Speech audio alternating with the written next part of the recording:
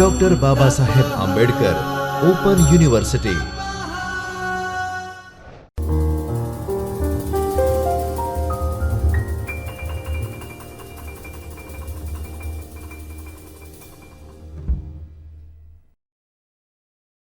નમસ્કાર વિદ્યાર્થી મિત્રો, મારું નામ અંકિત જોશી છે. હું ડૉક્ટર બાબા સાહેબ આંબેડકર ઓપન યુનિવર્સિટીમાં કોમર્સ અને મેનેજમેન્ટ વિભાગમાં આસિસ્ટન્ટ પ્રોફેસર તરીકે હાલમાં કાર્યરત છું. આજે આપણે જે આપણું એસવાય બીકોમ છે ને, એ એસવાય બીકોમમાં જે આપણી સબ્જેક્ટનું નામ છે એકાઉન્ટિંગ એન્ડ ફાઇનાન્સ 2, આ એકાઉન્ટિંગ એન્ડ ફાઇનાન્સ 2માં ભાગ 2માં એકમ 8 જેનું નામ છે મૂડી માળખું, એના ઉપર આજે આપણે ચર્ચા કરવાના છીએ. આપણો આજનો ટોપિક છે ઇક્વિટી પર વેપારનો અર્થ અને તેના ખ્યાલ.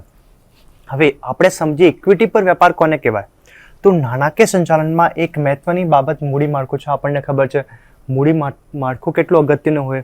ઇક્વિટી એટલે જે સામાન્ય શેર મૂડીને આપણે ઇક્વિટી કહીએ, અને સામાન્ય શેર હોલ્ડરને જેના પર અધિકાર છે, આપણને ખબર છે જે સામાન્ય ઇક્વિટી શેર ખરીદે છે એને આપણે શું કહીએ? સામાન્ય શેર હોલ્ડર.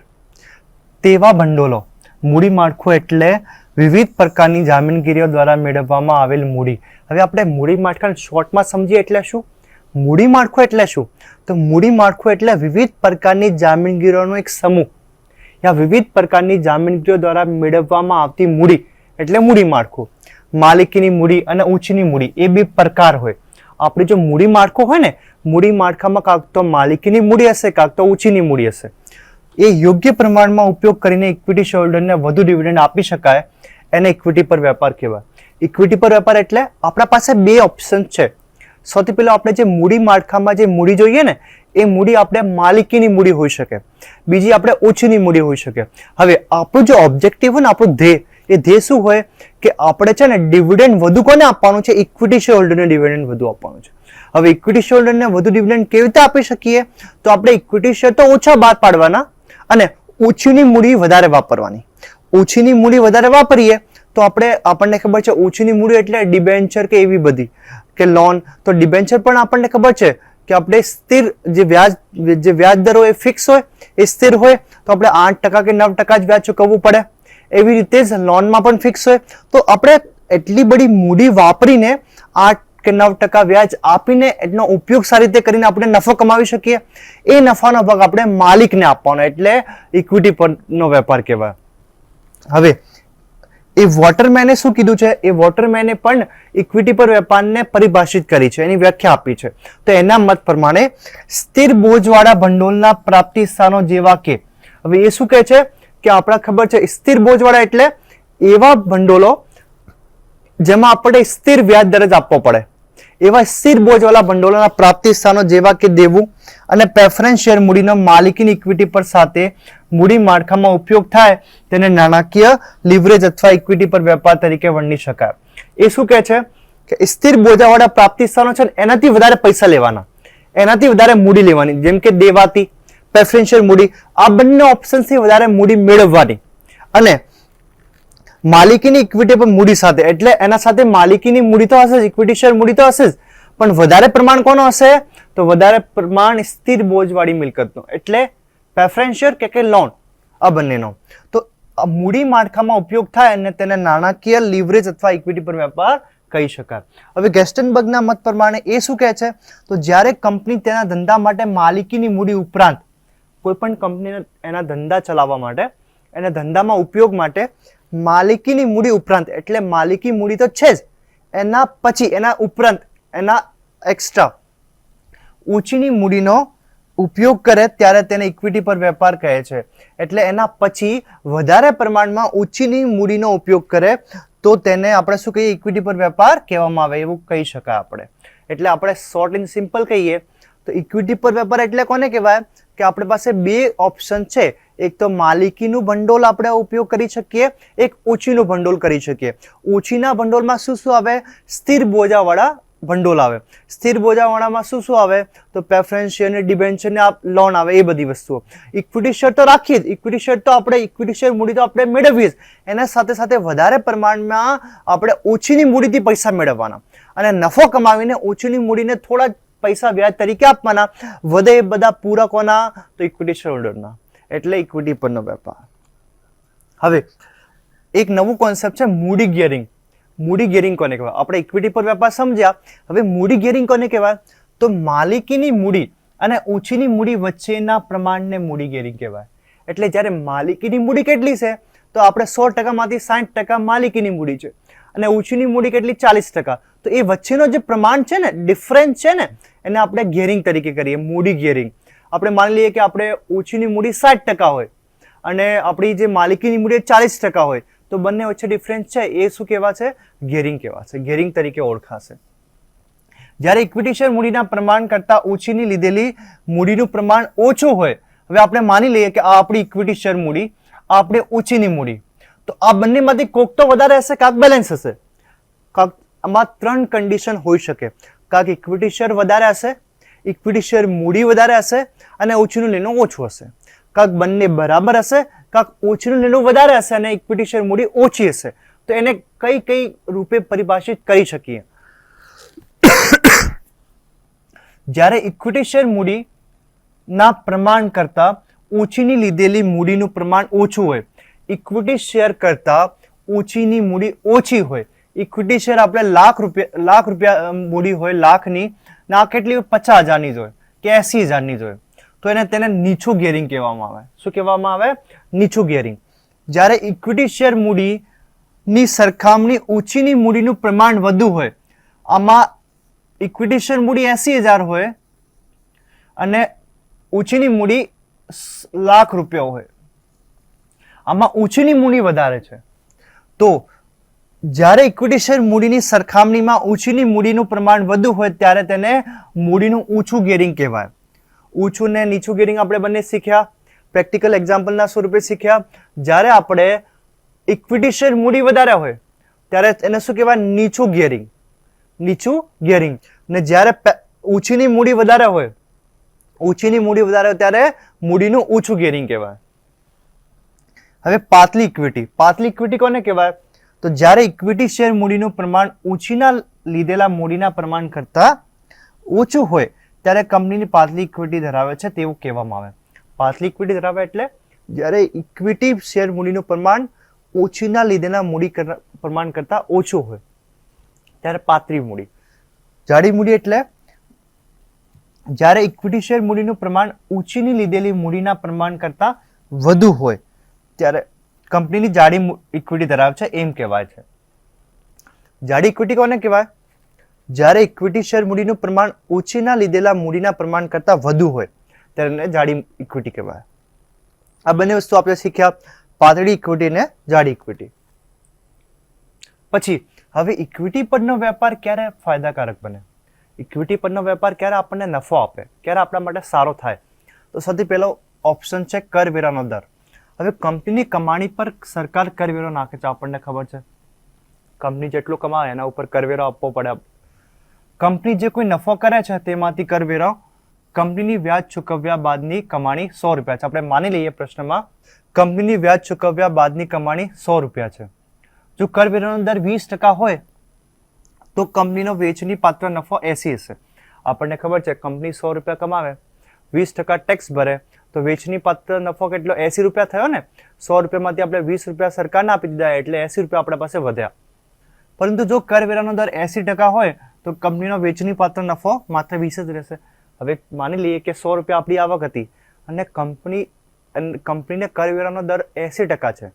હવે 80% આપણે સરકારને આપી દીધો, વધે કેટલો? 20%. નફો, વેચની પાત્ર નફો કેટલો? 20% રહે. તો આપણને ખબર પડી કે નહીં કે જેટલો કરવેરાનો દર વધારે હશે ને, કરવેરાનો દર વધારે એટલે આપણા માટે નુકસાન છે. જેટલો કરવેરાનો દર ઓછો હશે એટલો આપણા વેચની પાત્ર નફો વધારે હશે. પછી નફો કમાવાની શક્તિ. હવે આપણને ખબર છે નફો કમાવાની શક્તિ એટલે કંપનીની નફો કરવાની શક્તિ ઉત્તરોત્તર વધતી જતી હોય. જ્યારે એક બાજુ વેપાર ફાયદાકારક નીવડે, આનું કારણ એ છે કે કંપનીની કમાણી વધતી જાય છે. હવે આપણને ખબર છે જ્યારે કંપનીની કમાણી વધતી જાય ને ત્યારે આપણને ખબર પડી જાય કે ઇક્વિટી પરનો વેપાર ફાયદાકારક છે આપણા માટે. આપણે ઇક્વિટી પર વેપારનો લાભ લઈ શકીએ. કમાણીનો ઓછો દર. તો જ્યારે કંપનીની કમાણીનો દર ઓછો હોય, કંપની 20%ના રૂપે કમાવતી હોય, 30%, 25%, કંપનીની ઓછીની મૂડી પર વ્યાજ ચૂકવ્યા બાદ ઇક્વિટી શેર હોલ્ડરને ઓછા દરે ડિવિડન્ડ ચૂકવી શકે છે. જો કંપની ઊંચીની મૂડી પર વ્યાજ ચૂકવ્યા બાદ, હવે આપણને ખબર છે ઊંચીની મૂડી પર વ્યાજ ચૂકવ્યા બાદ વધારે પૈસા વધે તો આપણે વધારે દરે ડિવિડન્ડ આપી શકીએ. પછી પ્રેફરન્સ શેરનો ઉપયોગ, તો કંપની પ્રેફરન્સ શેર દ્વારા જરૂરી નાણાં પ્રાપ્ત કરી શકે. આપણને ખબર છે પ્રેફરન્સ શેર મૂડી માલિકોની મૂડી હોવા છતાં તેને ઇક્વિટી ગણવામાં આવતી નથી. એને ઇક્વિટીનો એટલે આપણે એને સ્થિર બોજાવાળી મિલકત કહીએ, સ્થિર બોજાવાળી જામીનગીરી કહીએ, એને માલિક કહીએ છીએ પણ સ્થિર બોજાવાળા. તો ઇક્વિટી પર વેપારના માટે પ્રેફરન્સ શેર મૂડી પણ લાભદાયક ગણાય. ઇક્વિટી પર વેપાર કરવો હોય તો આપણે પ્રેફરન્સ શેર મૂડીનો પણ ઉપયોગ કરી શકીએ. પછી સ્થિર અને કાયમી આવક, હવે આપણને ખબર છે કંપનીની આવક સ્થિરતા હોય અને સતત રીતે સ્થિર આવક મળ્યા કરતી હોય ત્યારે ઓછીની મૂડીનું વ્યાજ નિયમિત રીતે ચૂકવી શકાય છે અને પરિણામે તે મૂડી બોજ સમાન બનતી નથી. આપણને ખબર છે ને સ્થિર અને કાયમી આવક હોય તો આપણે શું કરી શકીએ, કાયમી આવક આપણને ખબર છે દર વર્ષે એટલા પૈસા મળવાના છે તો આપણે સ્થિર બોજાવાળી મિલકત કે જામીનગીરીનો ઉપયોગ વધારે કરી શકીએ અને આપણે જે આપણા માલિકો છે, જે ઇક્વિટી શેર હોલ્ડર છે, એને આપણે વધુ નફો આપી શકીએ. પછી 6 જોખમ અને વળતર. દરેક ધંધામાં જોખમનું વધતું ઓછું પ્રમાણ હોય છે. આપણને ખબર છે કે ધંધામાં કઈ જગ્યા વધારે જોખમ હોય, કઈ જગ્યા ઓછું જોખમ હોય. તેથી ધંધામાં રહેલું જોખમનું પ્રમાણ અને તે ધંધામાંથી મળતું વળતર ધ્યાનમાં લેવું જરૂરી છે. હવે આપણને જોવું જોઈએ કે આપણો જે ધંધો છે ને આ ધંધામાં જોખમ કેટલું છે, વળતર કેટલી છે. જોખમ વધારે હોય તો આપણે ઇક્વિટી શેર હોલ્ડરનો જ વધારે ઉપયોગ કરવો જોઈએ. ને જ્યારે આપણને ખબર હોય જોખમ ઓછી હોય, વળતર વધારે હોય, જોખમ ઓછી વળતર વધારે એટલે તો આપણે સ્થિર બોજાવાળી મિલકત એટલે આપણે સ્થિર બોજાવાળી જામીનગીરીનો ઉપયોગ કરી શકીએ. પછી પ્રવર્તમાન વ્યાજનો દર. હવે બાજારમાં પરિવર્તન આપણને ખબર છે બાજારમાં જે આપણને પૈસા લેવા જઈએ ને એ બહુ ઓછા વ્યાજ દરે મળતા હોય. ઓછા વ્યાજ દરે મળતા હોય તમે શું કરો તો ત્યાંથી વધારે પૈસા લો. એવી જ રીતે બાજારમાં પ્રવર્તમાન ધિરાણના વ્યાજ દર નીચા હશે તો ઓછીની મૂડીનો ધંધામાં ઉપયોગ ફાયદાકારક નીવડે. આપણને ખબર છે વધારે પૈસા ઉપયોગ કરી શકીએ આપણે કેમ કે ઓછા વ્યાજ દરે આપણને મળે. જો સરાફી મૂડીનો ઉપયોગ કરવામાં આવતો હોય તો સરાફી વ્યાજ તથા મૂડી પરત કરવાનો સમય પણ ધ્યાનમાં લેવો જોઈએ. હવે આપણને ખબર છે એ પણ ધ્યાન રાખવાનું કે વ્યાજ કેટલા સમયનો છે, કેટલા સમય માટે આપણને મૂડી ઉપયોગ કરવા દેશે એવી રીતે. તો એ બધા ઇક્વિટી પર મૂડીના ફાયદા હતા, લાભ હતા. હવે આપણે મર્યાદા જોઈએ કે જ્યારે ઇક્વિટી પર વેપાર કરીએ તો શું મર્યાદા આપણને નડે છે, કંપનીને શું વસ્તુ નડે છે. તો માલિકીની મૂડી ઉપરાંત ઓછીની મૂડી લઈને ધંધાનો તેનો યોગ્ય રીતે ઉપયોગ કરીને જો નફાકારકતા વધારી શકતી હોય તો ઓછીની મૂડી પર નિશ્ચિત દરે વ્યાજ ચૂકવી આપ્યા પછી ઇક્વિટી શેર હોલ્ડરને ડિવિડન્ડ ચૂકવી શકાય. એ આપણને ખબર છે ને કે યોગ્ય રીતે આપણે નફો વધારે કમાવતા હોઈએ તો કંઈ વાંધો નહીં. તમે નફો વધારે કમાવો ત્યારે ઇક્વિટી પર વેપારનો લાભ લઈ શકો. તમે વધારે પ્રમાણમાં સ્થિર બોજાવાળી જામીનગીરીઓ બહાર પાડીને એનો ઉપયોગ કરી શકો છો અને તમે તમારા જે શેર હોલ્ડર છે એને ડિવિડન્ડ વધુ આપી શકો છો. પણ જ્યારે મંદીનો સમય હોય ત્યારે તમને આવક જ ના મળતી હોય ત્યારે તો તમે એ પૈસા લઈને જ શું કરશો? તમને સ્થિર બોજાવાળા જામીનગીરી એટલે તમે કંઈ તો ચૂકવવું પડશે વર્ષના અંતે. તો પરંતુ મંદીના સમયે વેચાણ ઘટે છે. આપણને ખબર છે મંદીનો જે સમય હોય ને એમાં વેચાણ ઘટી જાય. તો વેચાણ ઘટે તો આપણને ખબર છે આપણો નફો ઘટવાનો તો આપણે જે પૈસા ઉછીના લીધા છે એને તો આપણે ચૂકવી આપવા પડશે. બીજું, ભવિષ્યની યોજનાઓ માટે મૂડી મળતી નથી. હવે આપણે માની લઈએ કે આપણે પહેલાથી જ બેંકથી લોન લીધેલો હોય, આપણે ઓછીની મૂડીનો બહુ વધારે પ્રમાણમાં ઉપયોગ કરેલો હોય, આપણા પાસે ભવિષ્યમાં જ્યારે આપણને કોઈ પણ નવો પ્રોજેક્ટ આવે, નવા પ્રોજેક્ટ માટે આપણને ફંડ જોઈએ, ભંડોળ જોઈએ, ત્યારે આપણે બેંક પાસે જઈએ તો બેંક શું કે તમારી પાસે તો ઓછીની મૂડી વધારે છે. તો પછી ત્યાં પ્રોબ્લેમ પડે છે. જેમ કંપની વધારે પ્રમાણમાં નાણાં ઓછીના મેળવે અને તેનો લાભકારક ઉપયોગ કરે તેમ ઇક્વિટી પર વેપાર વધે એ હકીકત છે, આપણને ખબર છે. પરંતુ ભવિષ્યમાં જ્યારે કોઈ નવી યોજના માટે નાણાં મેળવવાના હોય ત્યારે કંપનીને મુશ્કેલી પડે છે કેમ કે તમે ઓલરેડી બહારથી પૈસા લઈ લીધા છે. કંપની ધારાનું નિયંત્રણ. કંપની ધારાની કલમ મુજબ સંચાલકો કંપનીની ભરપાઈ થયેલી શેર મૂડી અને સામાન્ય અનામત ભંડોળ જેટલી રકમ ઓછીની મૂડી તરીકે લઈ શકે છે. હવે આપણને ખબર છે કંપની ધારાનું પણ નિયંત્રણ છે કે તમને ખબર છે તમારી પાસે શેર મૂડી અને સામાન્ય અનામતનું જે ભંડોળ હોય ને એટલા સુધી જ તમે ઓછીની મૂડી લઈ જઈ શકો છો. આ મર્યાદા કરતાં વધુ ઓછીની મૂડી મેળવવાની હોય તો સામાન્ય સભામાં ઠરાવ પાસ કરવો પડે. આપણે સામાન્ય સભામાં શું કરવું પડે? ઠરાવ પાસ કરવો પડે. હવે મંદીના સમયમાં ઇક્વિટી પર વેપાર ઘટે છે. આપણને ખબર છે મંદીનો સમય હોય તો આપણે એવા સ્થિર મિલકતવાળા કે સ્થિર બોજાવાળા જે આપણે જામીનગીરો બહાર પાડી રહ્યા છે ને એ બહાર પાડવા આપણને બહુ કાઠું પડે. કેમ કે આપણે પૈસા આપણને ના મળે. મંદીના સમયમાં આપણું વેચાણ પણ ના થાય તો આપણને આવક પણ ના થાય. આવક ના થાય તો પણ મંદીના સમયમાં પણ જે સ્થિર બોજાવાળી મિલકતો છે એને તમારે ચૂકવી આપવું પડશે ને, તો ક્યાંથી લાવવાના પૈસા? એવી રીતે એ સ્પષ્ટ છે કે ધંધાના વ્યાજના સામાન્ય દર કરતાં કમાણીનો દર ઊંચો હોય તો ઊંચીની મૂડીનું વ્યાજ ચૂકવ્યા પછી જે રકમ વધે તેમાંથી ઇક્વિટી શેરહોલ્ડરનું વધુ ડિવિડન્ડ વેચી શકાય. પણ મંદીના સમયમાં એવું થાય નથી થતું. સ્થિર મિલકત ઉપર બોજો. હવે આપણને ખબર છે કંપનીની સ્થિર મિલકત ઉપર બોજો ઊભો કરીને ઓછીની મૂડી મેળવી હોય તો જે મિલકત ઉપર નાણાં દેનારને હક ઊભો થાય છે. હવે આપણને ખબર છે જે આપણે સ્થિર બોજાવાળી જે મિલકત હોય, સ્થિર બોજાવાળી જે જામીનગીરીઓ હોય એનાથી પૈસા ઉછીને લીધા હોય તો આપણી જે મિલકત છે ને એ તારણમાં રાખે છે, એ આપણી મિલકત મોર્ગેજમાં રાખે છે. તો આપણી જે મિલકત છે ને ઉપર નાણાં દેનારનો હક ઊભો થાય છે. નાણાં દેનારનો હક ઊભો થાય તો આપણી સ્થિર મિલકત ઉપર બોજો વધે છે. અનિશ્ચિત આવક ધરાવતી કંપની માટે જોખમ. જે કંપનીની આવક અનિશ્ચિત હોય અને તેમાં મોટા પ્રમાણમાં વધઘટ થતી હોય તેવી કંપની માટે ઇક્વિટી પરનો વેપાર જોખમી ગણાય. હવે આપણને ખબર છે કે અનિશ્ચિત આવક ધરાવતી કંપની માટે જોખમ એટલે એવી કંપની હોય જેમાં અનિશ્ચિત આવક હોય. એટલે આવકના કોઈ ગેરંટી ના હોય. તમારે આવક આવી પણ જાય, નથી પણ આવતી, ઘટ પણ થઈ શકે છે, નુકસાન પણ થઈ શકે છે. તો એવા સંજોગો માટે આ કંપની ઇક્વિટી પર વેપાર જોખમી ગણાય.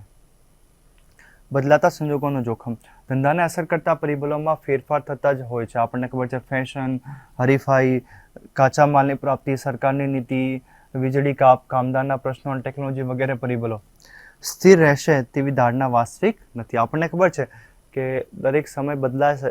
તો સમય બદલાય ત્યારે આપણને ખબર છે હમણાં તો આપણને સમયમાં સારું વેચાણ મળતું હતું, પણ થોડાક સમય પછી તમને સમય બદલાય, નવી નવી ટેકનોલોજી, નવું નવું ફેશન આવે ને તમે ઉત્પાદન કર્યા જ કરો ઓછીની મૂડી લઈને, તો એ તમને અસફળ નીવડે. રહસ્ય જાળવવામાં મુશ્કેલી. કંપની જે સંસ્થાઓ પાસેથી ઓછીની મૂડી મેળવવાની હોય તે માટે મોટા ભાગે ચોક્કસ શરતોને અધીન હોય છે.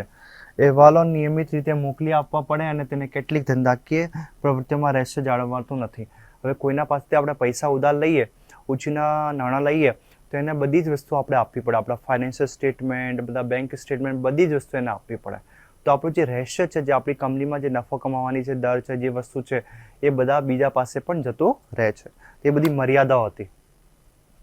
હવે આ જે ઇક્વિટી પર વેપાર હતો એ ઇક્વિટી પર વેપારની આપણે પરિભાષા ભણ્યા, પછી એમના ફાયદા અને મર્યાદા ભણ્યા, લાભાલાભ અને મર્યાદા ભણ્યા. હવે આ ઇક્વિટી પર વેપારની ગણતરી કેવી રીતે કરીએ? ઇક્વિટી પર વેપારની ગણતરી કેવી રીતે કરીએ? તો વ્યાજ અને કરવેરા પહેલાંનો નફો. હવે આપણને ખબર છે કે વ્યાજ અને કરવેરાનો પહેલાં નફો એટલે એને શું કહેવાય? ઇંગ્લિશમાં EBIT કહીએ, એટલે કાર્યકારી નફો. તો જ્યારે પણ ઇક્વિટી પર વેપારની ગણતરી કરતા હોઈએ ને સૌથી પહેલાં આપણે શું મળવું જોઈએ? પ્રશ્નમાંથી તો વ્યાજ અને કરવેરા પહેલાંનો નફો મળવો જોઈએ. એટલે EBIT શોધવાનું તમારે પહેલાં. EBIT મળી જાય, EBIT મળ્યા પછી આમાંથી શું બાદ થાય? EBITમાંથી બાદ થાય ડિબેન્ચર વ્યાજ અને અન્ય વ્યાજ. કોઈ પણ તમે સ્થિર બોજાવાળી મિલકત કે જામીનગીરી રાખી હોય તો એનો વ્યાજ, એટલે ડિબેન્ચર તો ડિબેન્ચરનો વ્યાજ અને બીજું હોય તો અન્ય વ્યાજ. આ બંને વ્યાજ ચૂકવવાના તમારે. આ વ્યાજ શું કરવાના? ચૂકવવાના. જો હોય તો એના પછી આવે કરવેરા પહેલાંનો નફો. એ બાદ કરતાં આપણને મળે કરવેરા પહેલાંનો નફો, જેને આપણે ઇંગ્લિશમાં અર્નિંગ બિફોર ટેક્સ અને પ્રોફિટ બિફોર ટેક્સ પણ કહી શકાય. આમાંથી કરવેરો બાદ કરવો. કરવેરાની જે ટકાવારી હોય એના હિસાબે કરવેરો આપણે બાદ કરવો. કરવેરો બાદ કરો એટલે EAT, કરવેરા બાદ નફો. હવે કરવેરો બાદ કર્યા પછી આપણને જે પૈસા મળે, જે નફો મળે એને શું કહેવાય? અર્નિંગ આફ્ટર ટેક્સ અને પ્રોફિટ આફ્ટર ટેક્સ. એ આપણને મળે. એ ક્યારે મળે? આમાંથી કરવેરો બાદ કરતા. કરવેરો બાદ કરવામાંથી, આ EBT માંથી કરવેરો બાદ કરતા. પછી આમાંથી શું બાદ કરવાનું? એ જે PAT મળ્યું આમાંથી પ્રેફરન્શિયલનો ડિવિડન્ડ. પ્રેફરન્શિયલ આપણે રાખ્યા હોય, બહાર પાડ્યા હોય તો પ્રેફરન્શિયલનો ડિવિડન્ડ પર બાદ કરો. પછી જે આપણને મળે એને શું કહેવાય? તો ઇક્વિટી શેર હોલ્ડર માટે વેચની પાત્ર નફો. હવે જે આપણને મળ્યું એ શું કહેવાય? ઇક્વિટી શેર માટે, જે ઇક્વિટી શેર હોલ્ડર છે ને એના માટે વેચની પાત્ર નફો. એટલે એ જે પૈસા છે એ કોના માટે છે? એ ઇક્વિટી શેર હોલ્ડર માટે છે. હવે થોડા અગત્યના સૂત્રો છે જે આપણે જોઈએ છે. ડિવિડન્ડનો દર જોઈએ. તો વેચણી પાત્ર નફો ભાગાકાર ઇક્વિટી શેર મૂડી ગુણ્યા 100. હવે ડિવિડન્ડનો દર શોધવાનો હોય આપણે તો ડિવિડન્ડનો દર કેવી રીતે શોધવામાં આવે? તો ડિવિડન્ડનો દર બરાબર વેચણી પાત્ર નફો ભાગાકાર ઇક્વિટી શેર મૂડી ગુણ્યા 100. પછી શેર દીઠ કમાણી. શેર દીઠ કમાણી એટલે EPS, અર્નિંગ પર શેર. એને કેવી રીતે શોધાય? તો વેચણી પાત્ર નફો ભાગાકાર ઇક્વિટી શેરની સંખ્યા. આ બંને સૂત્રો આપણે યાદ રાખવાના, કેમ કે આ બધે જ કામ આવશે આપણે. હવે આપણે બીજો ટોપિક છે ઇક્વિટી પર વેપાર પછી લિવરેજ. લિવરેજ કોને કહેવાય? તો કંપની પોતાની નાણાકીય જરૂરિયાત સંતોષવા માલિકીના ભંડોળ કે દેવાનો ઉપયોગ કરે છે. માલિકીના ભંડોળમાં ઇક્વિટી શેર અને નફાનો પુનઃરોકાણ સમાવેશ થાય છે. બીજ આપણી પાસે ઓપ્શન છે માલિકીનું ભંડોળ અને દેવાનો ઉપયોગ. માલિકીના ભંડોળમાં કઈ કઈ વસ્તુ આવે? ઇક્વિટી શેર મૂડી આવે અને નફાનું પુનઃરોકાણ આવે. જ્યારે દેવામાં ડિબેન્ચર, લાંબા ગાળાની લોન વગેરેનો સમાવેશ થાય છે. ઇક્વિટી શેર હોલ્ડર કંપનીને નાણાં પૂરા પાડીને જોખમ ઉઠાવે છે. ઇક્વિટી શેર હોલ્ડર શું કરે? નાણાં પૂરા પાડે અને જોખમ લે છે. તેથી તેમને વધુ વળતર મળે તેવી કંપની સંચાલકોનો પ્રયત્ન હોય. આપણને ખબર છે જે જોખમ વધારે લે તો એને વધારે નફો મળવો જોઈએ ને, તો એવું સંચાલકોનું મંતવ્ય હોય કે જે રિસ્ક વધારે લે એટલે ઇક્વિટી શેર હોલ્ડર એને થોડું વધુ વળતર મળે. હવે લિવરેજનો અર્થ જોઈએ. વાન હોર્નના શબ્દ પ્રમાણે જે માટે પેઢી સ્થિર ખર્ચ કે સ્થિર વળતર ચૂકવે છે તેવી મિલકત કે ભંડોળનો ઉપયોગ કરવો તેને લિવરેજ કહેવાય. લિવરેજનો અર્થ એટલે આપણે સ્થિર કંઈ પણ વસ્તુ હોય ને, સ્થિર ખર્ચ હોય કે સ્થિર વળતર હોય, એનો વધારામાં વધુ ઉપયોગ. જેટલો ઉપયોગ થઈ શકે એટલો ઉપયોગ કરવાનો, કેમ કે સ્થિર એટલે ફિક્સ છે. એ તો ખર્ચો થઈ ગયો, એનો જેટલો તમે ઉપયોગ લઈ શકો એટલો લઈ શકો, એવી રીતે. હવે શ્રી સેલી અને હેલીના શબ્દોમાં ધંધાકીય એકમો પોતાના ધંધામાં સ્થિર ખર્ચા કે સ્થિર બોજવાળા જામીનગીરીનો ઉપયોગ કરીને વધુ નફો મેળવવાનો પ્રયત્ન કરે છે. હવે આપણને ખબર છે ધંધાકીય એકમોમાં પોતાના ધંધામાં સ્થિર ખર્ચા કે સ્થિર બોજાવાળી જામીનગીરીનો ઉપયોગ કરવાનો. આપણે શું કરી શકાય કે આપણી પાસે સ્થિર બોજાવાળી જે જામીનગીરીઓ હોય ને એનો વધુ ઉપયોગ કરવાનો અને નફો મેળવવાનો પ્રયત્ન કરવાનો. તેને લિવરેજ તરીકે ઓળખવામાં. તેને શું કહેવામાં આવે? લિવરેજ તરીકે. એટલે હવે આપણે લિવરેજની ડેફિનેશન ભણી, લિવરેજની પરિભાષા ભણી. હવે લિવરેજના પ્રકારો જોઈએ. હવે લિવરેજ એ કેટલા પ્રકારના હોય? તો લિવરેજ 3 પ્રકારના હોય. સૌથી પહેલો કાર્યકારી લિવરેજ, બીજો નાણાકીય લિવરેજ, ત્રીજો સંયુક્ત લિવરેજ. હવે આપણે જોઈએ કે કાર્યકારી લિવરેજ કોને કહેવાય? તો ધંધામાં સ્થિર ખર્ચા હોય. આપણને ખબર છે ધંધો હોય, ધંધામાં ચલિત ખર્ચા પણ હોય, સ્થિર ખર્ચા પણ હોય. તો ધંધામાં સ્થિર ખર્ચા હોય ને, જેમાં ઉત્પાદનની વધઘટ સાથે ફેરફાર થતો નથી. ઉત્પાદન વધે તો પણ સ્થિર ખર્ચા સેમ જ રહે, બરાબર જ રહે, અને ઉત્પાદન ઘટે ને તો પણ તમારે સ્થિર ખર્ચા સેમ જ રહે. આથી વેચાણમાં વધારો થાય તો સ્થિર ખર્ચા સ્થિર હોવાના કારણે નફામાં વધુ પ્રમાણમાં વધારો કરે છે. હવે આપણે સ્થિર ખર્ચા તો સ્થિર જ છે, તો પણ આપણું વેચાણ વધે, વેચાણમાં વધારો થાય તો સ્થિર ખર્ચા સ્થિર થવાના કારણે આપણને નફો વધુ થાય. તો એ નફાને આપણે શું કહેવાય? કાર્યકારી લિવરેજ કહેવાય. હવે નાણાકીય લિવરેજ એટલે કંપની પોતાના મૂડી માળખામાં સ્થિર બોજાવાળા જામીનગીરીઓ જેવી કે ડિબેન્ચર, પ્રેફરન્સ શેરનો ઉપયોગ કરીને ઇક્વિટી શેર હોલ્ડર માટે નફાના વધારો કરી શકે છે. તેને નાણાકીય લિવરેજ કહે છે. હવે નાણાકીય લિવરેજ એટલે કંપની પોતાના મૂડી માળખામાં સ્થિર મિલકત હોય ને, સ્થિર બોજાવાળી જામીનગીરીઓ હોય જેવી કે પ્રેફરન્સ શેર, ડિબેન્ચર, આનો ઉપયોગ કરીને ઇક્વિટી શેર હોલ્ડર માટેના નફામાં વધારો કરી શકે છે. અને આપણે શું કહીએ? નાણાકીય લિવરેજ. સંયુક્ત લિવરેજ. જ્યારે બંને લિવરેજની સંયુક્ત અસર હોય ત્યારે તેને સંયુક્ત લિવરેજ તરીકે ઓળખવામાં આવે. હવે જ્યારે નાણાકીય લિવરેજ અને કાર્યકારી લિવરેજ બંને કામ કરતા હોય ત્યારે આને શું કહીએ આપણે? સંયુક્ત લિવરેજ. સંયુક્ત લિવરેજ એટલે કાર્યકારી લિવરેજ ગુણાકાર આપણે નાણાકીય લિવરેજ એટલે સંયુક્ત લિવરેજ. હવે સૌથી પહેલા આપણે ભણીએ કામગીરી લિવરેજ. કામગીરી લિવરેજને આપણે જોઈએ તો કુલ ખર્ચના મુખ્ય 2 તત્વો છે, 2 પ્રકાર છે કે 2 પ્રકારનો સમાવેશ થાય છે. પેલું છે સ્થિર ખર્ચા, બીજા છે ચલિત ખર્ચા. કુલ સ્થિર ખર્ચામાં ઉત્પાદન અને વેચાણની વધઘટ સાથે ફેરફાર થતો નથી. આપણા જે સ્થિર ખર્ચા છે ને, આ સ્થિર જ રહે છે, એમાં ફેરફાર થતો નથી. આ ખર્ચા સ્થિર હોય છે, એટલા માટે એને સ્થિર ખર્ચા કહેવામાં આવે. હવે કાર્યકારી લિવરેજનો અર્થ જોઈએ તો જોન હેમ્પ્ટનના મત પ્રમાણે જ્યારે આવકનો ફેરફાર વ્યાજ અને કરવેરા પહેલાના નફામાં મહત્વનો ફેરફાર લાવે ત્યારે કાર્યકારી લિવરેજ અસ્તિત્વ ધરાવે છે તેમ કહેવાય. સોલોમનના મત પ્રમાણે કાર્યકારી નફાના અપ્રમાણસર વધઘટના વલણને કાર્યકારી લિવરેજ કહેવાય. અને શ્રી જેમ્સ હોર્નના પ્રમાણે પેઢીમાં સ્થિર ખર્ચાને કારણે વેચાણના જથ્થામાં થતો ફેરફારને કારણે નફાની ટકાવારીમાં જે ફેરફાર થાય છે તે જથ્થાની ટકાવારીમાં થતા ફેરફાર કરતાં વધુ હોય તો જેને કાર્યકારી લીવરેજ કહેવાય. અને કેટલું સરસ કીધું છે, પેઢીમાં સ્થિર ખર્ચાને કારણે, પેઢીનો જે સ્થિર ખર્ચો હોય ને એના કારણે વેચાણના જથ્થામાં ફેરફાર થાય. વેચાણ વધે કે ઘટે, વેચાણના જથ્થામાં ફેરફાર થાય અને વેચાણના જથ્થામાં ફેરફારના કારણે નફાની ટકાવારીમાં ફેરફાર થાય. તો જે જથ્થાની ટકાવારીમાં થતા ફેરફાર કરતાં વધુ હોય તેને કાર્યકારી લીવરેજ કહેવાય. અને ચલિત કાર્યકારી ખર્ચા કોને કહેવાય? તો જે ખર્ચ ઉત્પાદક કે વેચાણમાં થતી ફેરફાર સાથે પ્રમાણસર બદલાતા હોય તેને ચલિત કાર્યકારી ખર્ચા કહેવાય છે. બીજું સ્થિર કાર્યકારી ખર્ચા. સ્થિર કાર્યકારી ખર્ચા કોને કહેવાય? જે ખર્ચ ઉત્પાદન કે વેચાણમાં ફેરફાર થતા છતાં બદલાતા ન હોય એટલે કે સમગ્ર વર્ષ દરમિયાન સ્થિર રહેતા હોય તેને સ્થિર કાર્યકારી ખર્ચા કહે છે. દાખલા તરીકે વીમો, યંત્રનો ઘસારો વગેરે. આપણે એનું સૂત્ર પણ જોઈએ, એટલે ડિગ્રી ઓફ ઓપરેટિંગ લીવરેજ. કાર્યકારી લીવરેજને આપણે શું કહીએ? Degree of operating leverage. તમે એને કાર્યકારી લીવરેજ પણ કહી શકો. તો કાર્યકારી લીવરેજનું સૂત્ર શું? તો કાર્યકારી લીવરેજ બરાબર ફાળો ભાગાકાર કામગીરીનો નફો. ફાળો ભાગાકાર કામગીરીનો નફો. હવે આપણે ઇંગ્લિશમાં જોઈએ તો degree of operating leverage contribution divide by EBIT. હવે બીજો છે નાણાકીય લીવરેજ. તો આપણે હવે નાણાકીય લીવરેજને જોઈએ. સંચાલકો પ્રથમ ઉદ્દેશ્ય મહત્વ નફાનો છે, આપણને ખબર છે. આ ઉપરાંત કંપનીના માલિકોને મહત્તમ વળતર મળે તે રીતે આયોજન કરતા હોય છે. આપણને ખબર છે માલિકો શું કરે છે કે સંચાલકો શું કરે? માલિકને વધુ નફો મળે એના માટે પ્રયત્નો કરે છે. કંપનીની મૂડી માળખામાં પણ આ આયોજન કરવામાં આવે છે જેથી ઇક્વિટી શેર હોલ્ડરને વધુમાં વધુ વળતર પ્રાપ્ત થાય. એ આયોજનમાં પણ શું કરવામાં આવે? એ આપણે નાણાકીય લીવરેજને આપણે ધ્યાનમાં લેવામાં આવે જેનાથી આપણને વધુમાં વધુ વળતર પ્રાપ્ત થાય છે. એવી રીતે નાણાકીય લીવરેજનો અર્થ તો એકમની પ્રવૃત્તિ માટે નાણાં પૂરા પાડવા ઉપયોગમાં લેવામાં અને ઇક્વિટી મિશ્રણને નાણાકીય લીવરેજ કહે છે. કોને કહેવાય? તો એકમની પ્રવૃત્તિ માટે આપણે કોઈ પણ કામ માટે નાણાં પૂરા પાડવા ઉપયોગમાં લેવાતા દેવા. નાણાં પૂરા પાડવા એટલે કોઈ પણ કામ માટે આપણે નાણાં જોઈએ તો ઉપયોગમાં લેવાતા દેવા અને ઇક્વિટીના મિશ્રણને આપણે નાણાકીય લીવરેજ કહીએ. નાણાકીય લીવરેજનું સૂત્ર ડિગ્રી ઓફ ફાઇનાન્શિયલ લીવરેજ. આપણે શું કહીએ? Degree of financial leverage DFL. EBIT divide by EBT. સૂત્રમાં શું લખીએ? EBIT divide by EBT. હવે ત્રીજું છે સંયુક્ત લીવરેજ.